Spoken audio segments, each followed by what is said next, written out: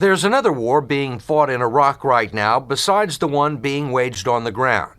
It's been going on for months, and it will continue long after the guns fall silent. It's the information war. Some might call it the propaganda war, and it's being fought with messages and images.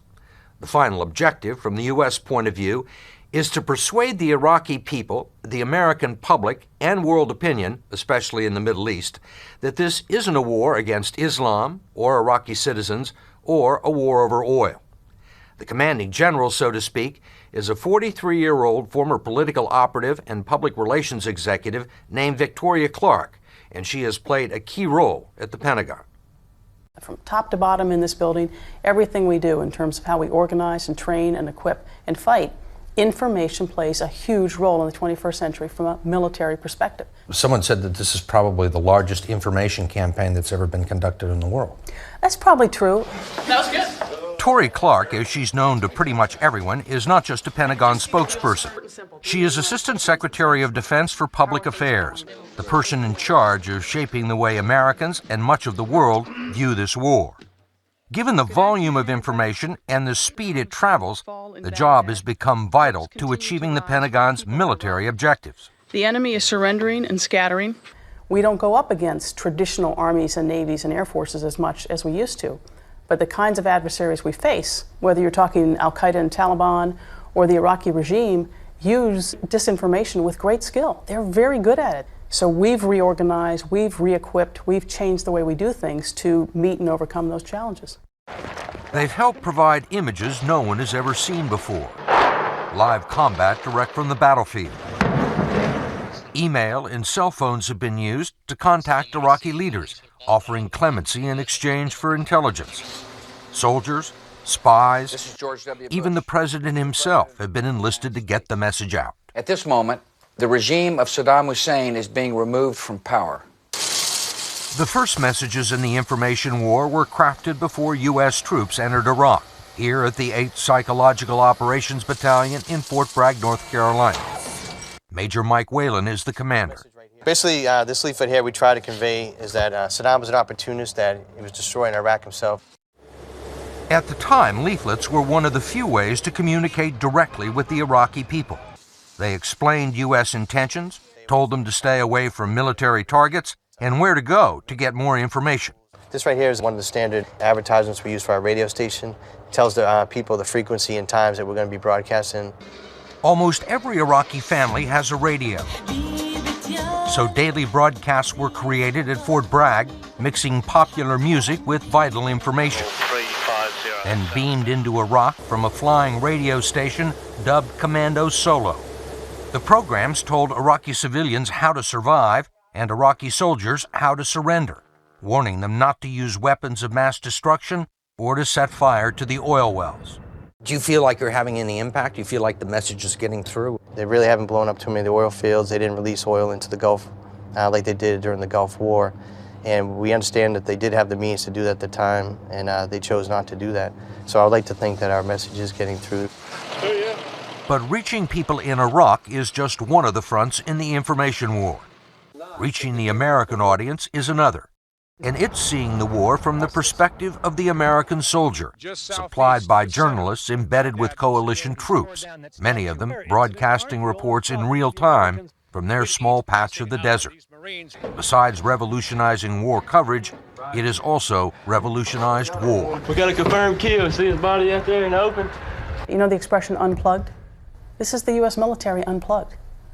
We have close to 700 independent, objective, tough-nosed, hard-scrabble journalists out there of all sizes and shapes, and they are showing it like it's happening. It's live. You're watching this war live. You know, how much more of a non-spin zone could you have than that? It was designed for domestic consumption, and it was designed to show the American people what we were doing and to keep support on the home front. Sure. Right? First and foremost, we wanted people to see the skill and the dedication of the U.S. military. It's just phenomenal. I wanted everybody to see that, and they're seeing it. And two, it's one thing for Tori Clark to stand up at the podium and say truthfully, Saddam Hussein is using and exploiting civilians. It is a whole other thing, and it has more credibility, particularly in other parts of the world, when it's CBS or CNN International or Al Jazeera saying that, and it's occurring. But reports from the field give a fairly narrow view of what's really going on, so the administration has tried to present what it calls the big picture 3 times a day with carefully coordinated messages. First, from Doha. There is still work to be done. Then the Pentagon. And there will still be tough fighting. And finally, the White House. There still is fighting ahead of us. That message is crafted by veterans of political campaigns. But Tory Clark bristles at the suggestion that anyone can stage manage a war. I just don't think you can. You know, it's real life. People die, people get hurt. I just don't think you can manage it. I do think what you can do, and you should do, is make an extraordinary effort to get the truth out there as much as possible in huge volumes at a very rapid pace. But things got off to a shaky start. And if you doubt the importance of the information war, consider for the first 2 weeks, the Iraqis were actually winning the information war, while suffering nothing but military defeats. When the U.S. launched its decapitation strike against Saddam in the opening salvo of the war, it only took the regime a couple of hours to produce the dictator or a very convincing look-alike to dispel any rumors of his demise. And while Britain's Sky News was broadcasting a particularly nasty firefight live from Qasr, Iraqi TV went on the air to proclaim that the valor and the honor of the Iraqi armed forces were holding back the infidels. What have been mentioned in some stooges media is completely unbased. It's not true. In fact, it wasn't until Iraq's hapless Minister of Information failed to turn up for work on Wednesday that Americans and Iraqis finally realized that the regime had collapsed. Only then did the Pentagon and the American people get the images they had been waiting for.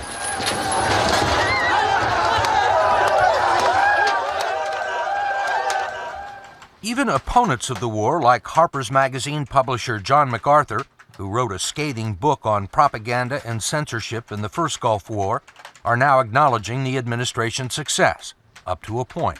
The Pentagon has done a brilliant job of propaganda for the American people. I mean, the ratings are spectacular. Everybody was watching TV. Everybody's happy the war's over. Bush's poll ratings are way up.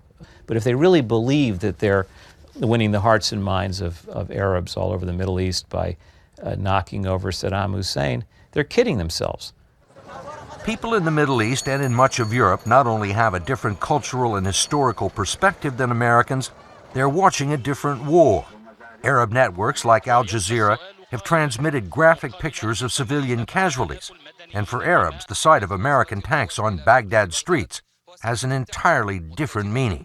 This was the wild card in the deck that Tory Clark couldn't control.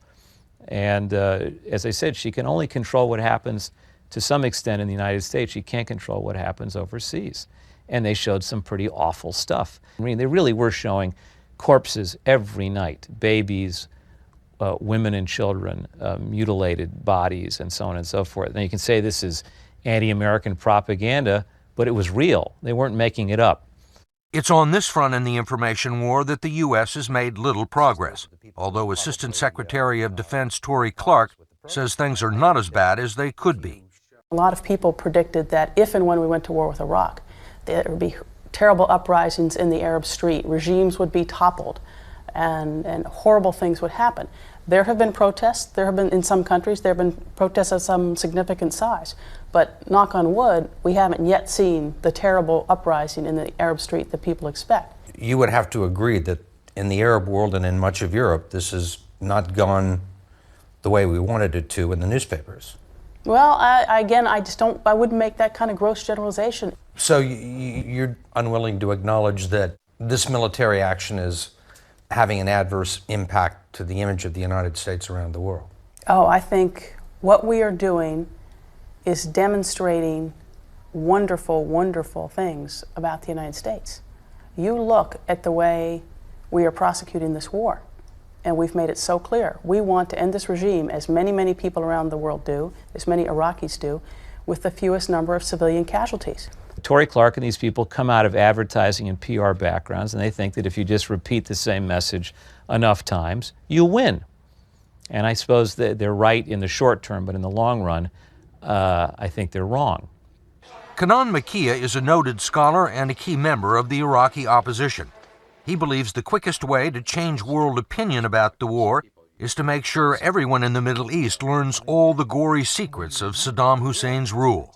As prisons become possible to investigate, as documents become available and so on, it's very important to get Arab television stations in there, European television stations, all those organizations and countries that had doubt about the meaning of this war and the justness, the essential justness of this war. Because this is where the moral high ground lies, and this is what was not sufficiently emphasized before the war started. In the streets of Baghdad and Basra, another phase of the information war is just beginning. After 24 years, Saddam Hussein's regime is gone, and millions of Iraqis will need food and shelter, law and order, protection and justice, help and guidance.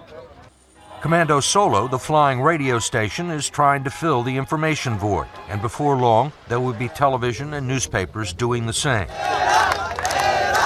But the only people who may be able to change the Arab mindset against the war are the Iraqis themselves, and Kanan Makia says that won't happen until the promise of a new regime is fulfilled, and the Americans have gone home.